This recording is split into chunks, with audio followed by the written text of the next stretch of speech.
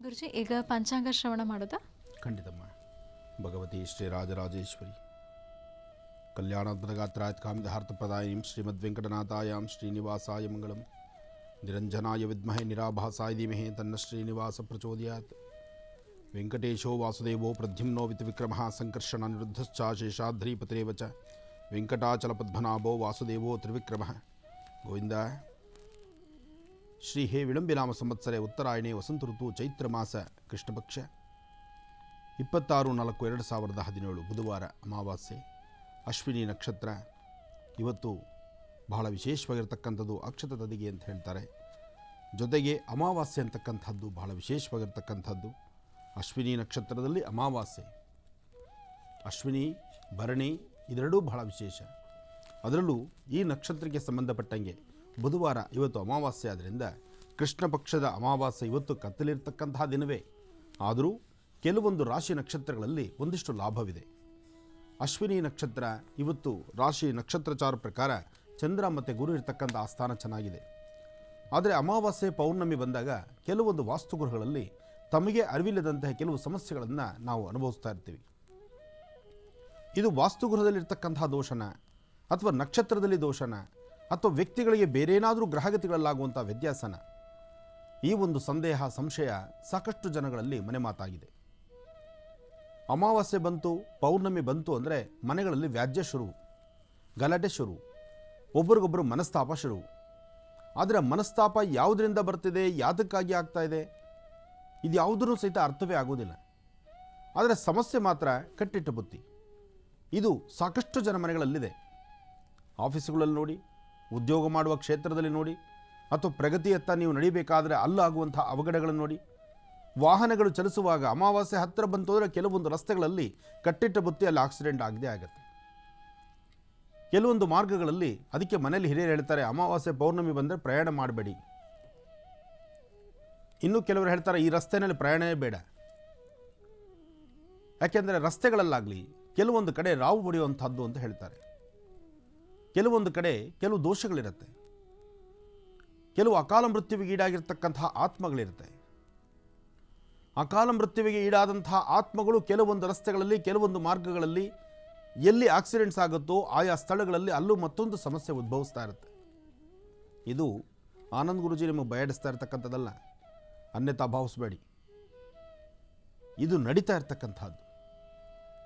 ಎಷ್ಟೋ ಜನಗಳ ಮಾತಲ್ಲಿ ನಾವು ಕೇಳಿದ್ದೀವಿ, ಅಮಾವಾಸ್ಯೆ ಪೌರ್ಣಮಿ ಬಂತು ಅಂದರೆ ಈ ಸರ್ಕಲಲ್ಲಿ ಅಥವಾ ಈ ರಸ್ತೆಯಲ್ಲಿ ಇಂಥ ಭಾಗದಲ್ಲಿ ಇಂಥ ಒಂದು ವೃಕ್ಷದಲ್ಲಿ ಆ ವೃಕ್ಷದ ಮುಂಭಾಗದಲ್ಲಿ ನಡೆಯುತ್ತೆ ಆಕ್ಸಿಡೆಂಟು ಅಂತ ಹೇಳ್ತಾರೆ. ಇದು ನಾವು ಕೇಳಿದ್ದೀವಿ, ನೀವು ಕೇಳ್ತಾ ಇದ್ದೀರಿ. ಇನ್ನೆಷ್ಟೋ ಮನೆಗಳಲ್ಲಿ ಅಮಾವಾಸ್ಯೆ ಬಂತು ಅಂದರೆ ಮುಗೀತು, ಏನೋ ಒಂದು ಸಮಸ್ಯೆ ಕಾದಿದೆ ನಮಗೆ ಅಂತ. ಕೆಲವರು ಅಮಾವಾಸ್ಯೆ ಪೌರ್ಣಮಿ ಅಂದರೆ ಬೆಚ್ಚಿ ಬೀಳ್ತಾರೆ. ಅಪ್ಪ ನಾಳಿದ್ದು ಅಮಾವಾಸ್ಯೆ ಅಂದರೆ ಇವತ್ತಿನಿಂದನೇ ಬಾಯಿ ಮುಚ್ಕೊಂಡಿರೋಣ, ಮನೇಲಿ ಮಾತಾಡೋದಿಲ್ಲ.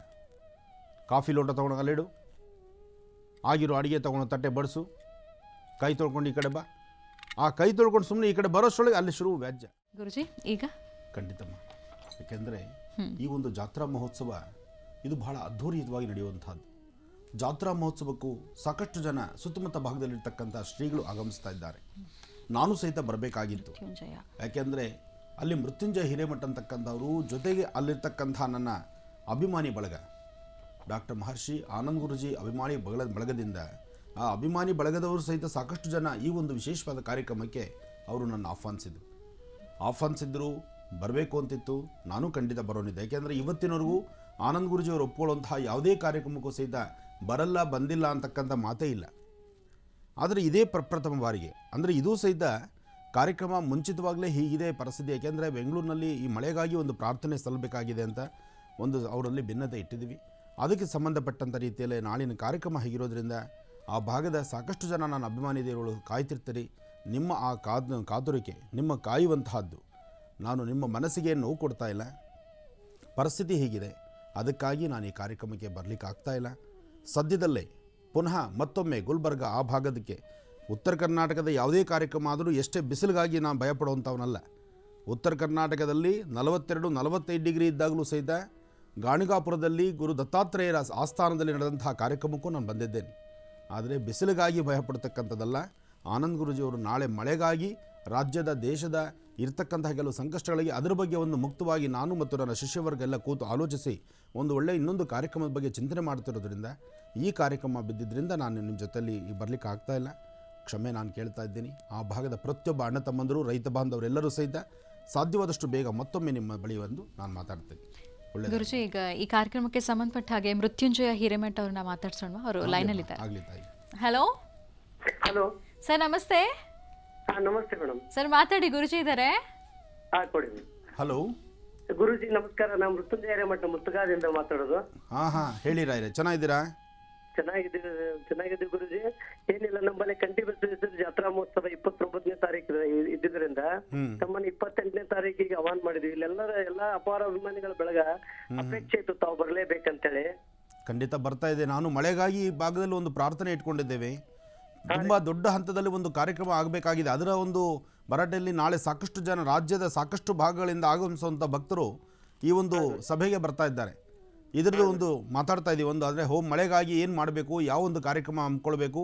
ಬರೀ ಮಳೆಗಾಗಿ ಪ್ರಾರ್ಥನೆ ಅಷ್ಟೇ ಅಲ್ಲ, ಪ್ರತಿ ಭಾಗಗಳಲ್ಲೂ ಸಹಿತ ಪ್ರತಿ ರಾಜ್ಯದ ಮೂಲೆ ಮೂಲೆಗಳಲ್ಲೂ ರೈತರು ಮತ್ತು ಬಾಂಧವರು ಪ್ರತಿಯೊಬ್ಬರು ಸಹಿತ ಆ ಪಕ್ಷಿಗಳಿಗೆ ಮತ್ತು ಪ್ರಾಣಿಗಳಿಗೆ ಸುತ್ತಮುತ್ತಿರ್ತಕ್ಕಂಥ ಜಲಚರ ಪ್ರಾಣಿ ಪಕ್ಷಿಗಳು ಹಾಗೆ ವನ್ಯ ಪ್ರಾಣಿಗಳಿಗೂ ಸಹಿತ ನೀರನ್ನು ಹೇಗೆ ಶೇಖರಣೆ ಮಾಡಬೇಕು, ಯಾವ ಪ್ರಕಾರ ಇರ್ತಕ್ಕಂಥ ನೀರನ್ನ ಹೇಗೆ ಉಳಿಸ್ಕೋಬೇಕು ಅಂತಕ್ಕಂಥದ್ರ ಒಂದು ಚಿಂತನೆ ನಾಳೆ ಮಾಡ್ತಾ ಇದ್ದೀವಿ. ಹಾಗೆ ನಿಮ್ಮ ಭಾಗದಲ್ಲೂ ಸಹಿತ ಒಂದಷ್ಟು ಪಕ್ಷಿಗಳಿಗೆ, ಒಂದಷ್ಟು ಪ್ರಾಣಿ ಪಕ್ಷಿಗಳಿಗೆ, ದನಕರುಗಳಿಗೆ ನಿಮ್ಮೊಳಗಿರ್ತಕ್ಕಂಥ ನಿಮ್ಮ ಪರಿಸರದಲ್ಲಿರ್ತಕ್ಕಂಥ ಜಲವನ್ನು ಅದಕ್ಕೂ ಸಹಿತ ಕೊಡುವಂತಾಗಬೇಕು. ಆ ನಿಟ್ಟಿನಲ್ಲಿ ನಾಳೆ ಇದ್ರ ಬಗ್ಗೆ ಒಂದು ಚಿಂತನೆ ಮಾಡ್ತಾ ಇದ್ದೀವಿ. ಅದಕ್ಕೆ ಸಂಬಂಧಪಟ್ಟಂಥ ಒಂದು ಸಭೆ ಕರೆದಿದ್ದೀನಿ. ಅದಕ್ಕೆ ಪ್ರತಿಯೊಬ್ಬರ ವಾಸ್ತುಗೃಹದಲ್ಲೂ ಒಂದು ತಟ್ಟೆಯಲ್ಲಿ ನೀರು, ಒಂದಷ್ಟು ಧಾನ್ಯಗಳನ್ನು ಇಡಬೇಕು ಅನ್ನೋ ಒಂದು ಆದೇಶಕ್ಕೋಸ್ಕರ ನಾಳೆ ಇದರ ಬಗ್ಗೆ ಇನ್ನಷ್ಟು ಅಭಿವೃದ್ಧಿತವಾಗಿ ಸಾಕಷ್ಟು ಜನ ಚಿಂತಕರು, ಸಾಕಷ್ಟು ಜನ ಬುದ್ಧಿಜೀವಿಗಳು ನಾಳೆ ಈ ಕಾರ್ಯಕ್ರಮಕ್ಕೆ ಸೇರ್ತಾ ಇದ್ದಾರೆ. ತುಂಬ ದೊಡ್ಡದಾದಂಥ ಕಾರ್ಯಕ್ರಮ ಆದ್ದರಿಂದ ನಾಳೆ ನಿಮ್ಮಲ್ಲಿ ನಾನು ಬರಲಿಕ್ಕೆ ಆಗ್ತಾ ಇಲ್ಲ. ನಾನು ಮೊದಲೇ ನಮ್ಮ ಗುಲ್ಬರ್ಗ ಆ ಭಾಗದ ಪ್ರತಿಯೊಬ್ಬರಿಗೂ ಸಹಿತ ನಾನು ಕೇಳಿದ್ದೀನಿ ವಿಚಾರವಾಗಿ. ಒಳ್ಳೆಯದಾಗಲಿ. ಮುತ್ತಗ ಗ್ರಾಮದಿಂದ ಕರೆ ಮಾಡಿ ಮಾತನಾಡೋದಕ್ಕಾಗಿ ಮೃತ್ಯುಂಜಯ ಹಿರೇಮಠ ಅವರಿಗೆ ಧನ್ಯವಾದಗಳನ್ನು ತಿಳಿಸ್ತಾ ಇದ್ದೀವಿ. ಗುರುಜಿ, ಆಗಲೇ ಬಾಬಾರ ಕುರಿತಾದ ವಿಚಾರಗಳನ್ನು ಹೇಳ್ತಾ ಇದ್ರಿ. ಖಂಡಿತಮ್ಮ. ಬಾಬಾರವರ ಮನಸ್ಸು ಇದೇ ಪ್ರಕಾರವಾದಂತಹ ಒಂದು ಚಿಂತನೆಗಳಿತ್ತು.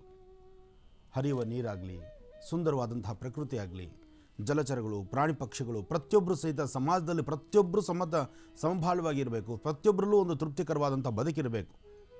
ಈ ಶ್ರೀಮಂತಿಗೆ, ಆಡಂಬರ, ಅದರದೇ ಆದಂತಹ ಒಂದು ಹೊಸ ಜೀವನ ಇದ್ಯಾವುದೂ ಅವರಿಗೆ ಬೇಡವಾಗಿತ್ತು.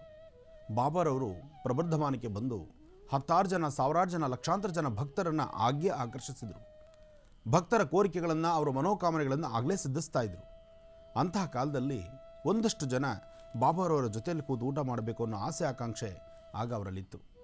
ಆದರೆ ಆ ಆಸೆ ಭಕ್ತಿ ಪ್ರಧಾನವಾಗಿರಲಿಲ್ಲ. ಆಸೆ ಬರೀ ಆಸೆ ಆಗಿತ್ತು. ಅಂತಹ ಆಸೆ ಇದ್ದಾಗಲೂ ಸಹಿತ ಅವರವರ ಆಸೆಯನ್ನು ಈಡೇರಿಸಬೇಕು ಅಂಥೇಳಿ ಬಾಬಾರವರು ಸಾಮೂಹಿಕವಾಗಿ ನನ್ನ ಜೊತೆ ಇವತ್ತು ಎಲ್ಲರೂ ಊಟಕ್ಕೆ ಕೂತ್ಕೊಳ್ಳಿ ಅಂಥೇಳಿ ಎಲ್ಲರನ್ನೂ ಊಟ ಕೂಡಿಸ್ಕೊಂಡ್ರು. ಒಂದು ವಾಸ್ತುಗೃಹ. ಆ ಗೃಹದಲ್ಲಿ ಊಟಕ್ಕೆ ಕೂತ್ಕೊಂಡಾಗ ಅವರ ಆತ್ಮೀಯರು ಬಾಬಾರವರ ಸೇವೆ ಮಾಡ್ತಕ್ಕಂಥ ಪ್ರತಿದಿನ ಪಾದ ಸೇವೆ ಮಾಡ್ತಾ ಅವರ ಹಿಂದೆ ಮುಂದೆ ಓಡಾಡ್ಕೊಂಡಿರ್ತಕ್ಕಂಥವರು 4 ಜನ ಅವರ ಅಕ್ಕಪಕ್ಕದಲ್ಲೇ ಕೂತ್ಕೊಂಡ್ರು. ತುತ್ತೆತ್ತಬೇಕು, ಎಲ್ಲರಿಗೂ ಬಡಿಸಿದ್ದಾಯಿತು. ಮಾಡಿರ್ತಕ್ಕಂಥ ಅಡಿಗೆ ಎಲ್ಲರಿಗೂ ಬಡಿಸಿದ್ದಾರೆ. ಎಲ್ಲರೂ ಬಾಬಾರವ್ರನ್ನ ಪ್ರಾರ್ಥನೆ ಮಾಡಿದ್ದಾರೆ. ಹಾಗೆ ಅಲ್ಲಿರ್ತಕ್ಕಂಥ ಪ್ರತಿಯೊಬ್ಬರಿಗೂ ಅಲ್ಲಿರ್ತಕ್ಕಂಥ ಇನ್ನಷ್ಟು ಜನದ ಮನಸ್ಸಲ್ಲಿ ಬಾಬಾರವ್ರ ಪಕ್ಕದಲ್ಲೇ ನಾನು ಕೂತ್ಕೊಳ್ಳೋಕೆ ಅವಕಾಶ ಸಿಗಲಿಲ್ವಲ್ಲ, ಪ್ರತಿದಿನ ಕೂತ್ಕೊಂಡವರೇ ಕೂತ್ಕೊಳ್ತಾ ಇದ್ದಾರಲ್ಲ ಅನ್ನೋ ಒಂದು ಒಳ ಮನಸ್ಸು ಅವರಲ್ಲಿದೆ. ಬಾಬಾರವ್ರನ್ನ ಇಷ್ಟು ನಾವು ಆರಾಧನೆ ಮಾಡ್ತೀವಿ, ಇವತ್ತು ನಮ್ಮ ಕೆಲಸ ಕಾರ್ಯ ಎಲ್ಲವನ್ನೂ ಬಿಟ್ಟು ನಾವು ಬಾಬಾರವ್ರ ಪಕ್ಕದಲ್ಲಿ ಊಟ ಕೂತ್ಕೋಬೇಕು ಅನ್ನೋ ಇವತ್ತಾದರೂ ನಮ್ಗೆ ಅವಕಾಶ ಕೊಡಲಿಲ್ವಲ್ಲ ಅನ್ನೋರು ಇನ್ನೂ ಸ್ವಲ್ಪ ಜನ. ಬಾಬಾರವರು ಪಾರ್ಶಾಲಿಟಿ ಮಾಡ್ತಿದ್ದಾರೆ. ಬಾಬಾರವರು ಬರೀ ಅವ್ರನ್ನ 4 ಜನ ಮಾತ್ರ ಪಕ್ಕದಲ್ಲೇ ಕೂಡಿಸ್ಕೊಳ್ತಾರೆ, ಬೇರೆ ಯಾರನ್ನೂ ಎಲ್ಲರನ್ನೂ ನಾವು ದೂರದಲ್ಲೇ ಇದ್ದೀವಿ ಅನ್ನೋರು ಇನ್ನೂ ಸ್ವಲ್ಪ ಜನ. ಒಟ್ಟಾರೆ ಹೇಳಬೇಕಂದ್ರೆ ಮನಸ್ಸು ಹಿಡಿತವಿಲ್ಲದ್ದು, ನಾಲಿಗೆ ಎಲುಬೆಲ್ಲದ್ದು. ಏನು ಬೇಕಾದರೂ ಚಿಂತನೆ ಮಾಡ್ಬೋದು. ಚಿಂತನೆ ಮಾಡೋದು, ಮಾತಾಡ್ತಕ್ಕಂಥದ್ದು ಇದೆಲ್ಲವೂ ಸಹಿತ ಬಾಬಾರವರ ಗಮನದಲ್ಲಿತ್ತು.